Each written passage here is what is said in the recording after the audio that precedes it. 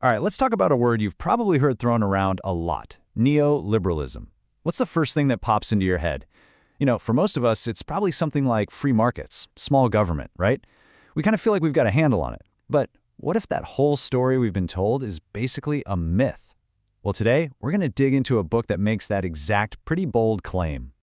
So, the book we're looking at is called The New Way of the World, and it's by Pierre Dardot and Christian Laval. And they make this really powerful case that neoliberalism, it's not just some economic policy that's in fashion one decade and out the next. No, they argue it's way, way deeper than that. It's like a whole new logic, a new way of seeing the world that has completely reshaped our societies. And get this, it's even reshaped us, our very selves. So, that's the big question on the table, isn't it? If the definition we all know is basically wrong, then what is neoliberalism? What is it really? Well, let me tell you, the answer this book gives, it's a lot more surprising and, frankly, a bit more unsettling than you're probably expecting. Okay, so let's break this down. On one hand, you've got what we think neoliberalism is. Free markets, hands-off government, laissez-faire. But then this book comes along and says, nope, that's not it at all. What they argue is that it's actually a whole new rationality, a new way of thinking. And this new way of thinking, it needs a super active, re-engineered government. And its ultimate goal is to turn each of us into an entrepreneur of the self. It's a huge difference. So let's start by unpacking the myth before we get to what this book calls the reality. Okay, first up, the myth of neoliberalism. This is the story we all know, right? It's the version that was all over the news for decades, the one that tells this really simple, almost fairy tale-like story about the magic of the free market. So, the story we've all heard goes something like this. Markets are these amazing, self-correcting machines. You just leave them alone, and they'll figure everything out perfectly, distribute all the resources where they need to go, and in the end, it's all for the public good. So what's the government's job? Simple. Just get out of the way.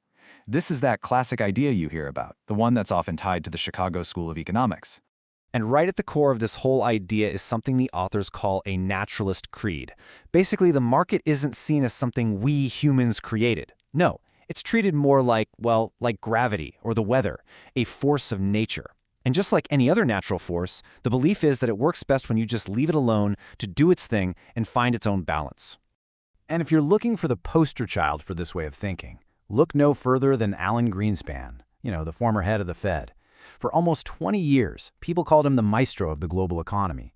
And his whole philosophy, his guiding star, was this really deep, unshakable faith in a pretty simplified version of Adam Smith's invisible hand.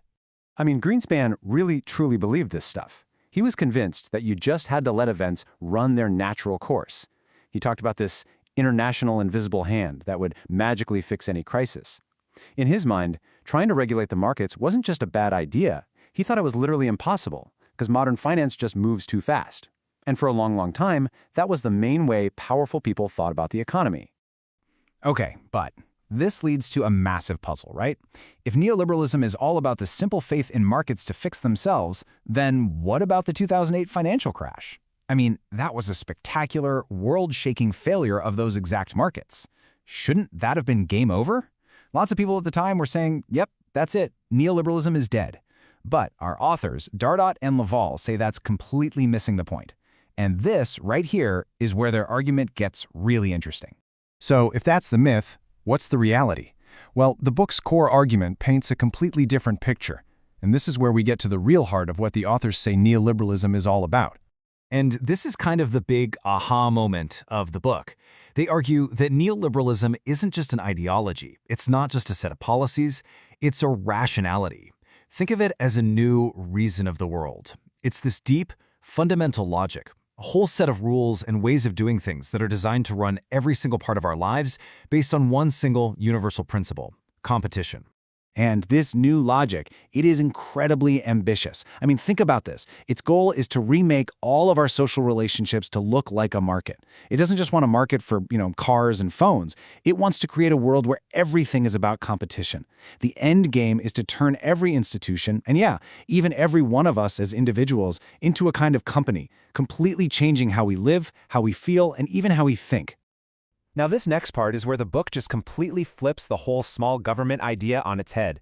The authors basically call it a great ideological sleight of hand.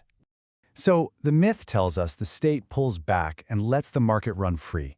But the reality, according to this book, the state never left, not for a second. Instead, it was completely re-engineered.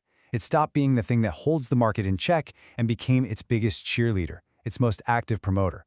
It basically turned itself into a kind of big company with one job, to build and grow markets in every corner of life. And this is so important to get. The goal was never no rules. It was to create a whole new rulebook, new laws, new policies, new social norms, all designed for one single purpose: to build, manage, and enforce competition as the main organizing principle of society. So a strong, powerful, interventionist government isn't the enemy of neoliberalism. It's absolutely essential to making it work. Okay, so if the government is busy building this hyper-competitive world, how does it get all of us to actually go along with it? How does it get us to play the game? And this leads to one of the most fascinating parts of the book's argument, where they bring in the ideas of the philosopher Michel Foucault. To explain this, the authors use Foucault's idea of governmentality. Now, this isn't about some top-down authoritarian control, not at all. A good way to think about it is like a GPS. The GPS doesn't force you to turn left, right? It just shows you that the left turn is the fastest, most logical, most efficient way to get where you want to go. That's governmentality. It works through our own freedom. It shapes the world around us so that the choices we make freely just so happen to line up perfectly with what the system wants. And here's exactly how that process works. First, the state builds the game board, this world of constant competition. Then it tells us, okay, go be free, make your own choices. But here's the trick. The game board is designed so that the smartest, most rational, most successful move you can make is always the one that follows the rules of the market. And after a while, we just internalize that logic. We start managing ourselves by those same rules, without anyone having to tell us to. And where does all of this lead? What's the final stop on this train? Well, it's the total transformation of you and me. The whole point is to create a new kind of person, what the book calls the neoliberal subject. And what is that? It's a person who takes that logic of the market, of business, of competition, of performance, and applies it to everything in their own life, to their friendships, their health, their education, to their very sense of who they are.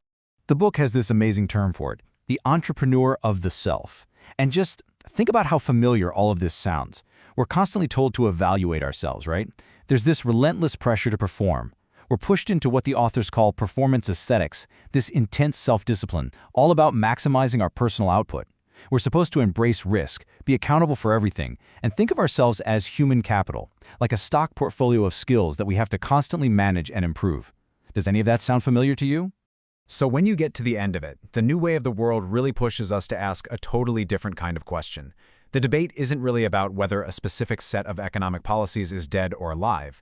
It's about realizing that this much deeper rationality, this new way of thinking, has taken root. So the real question we're left with is this: just how deeply has this logic of constant competition shaped everything? Our jobs, our schools, our culture, and maybe most importantly, the way we even understand what it means to be a person.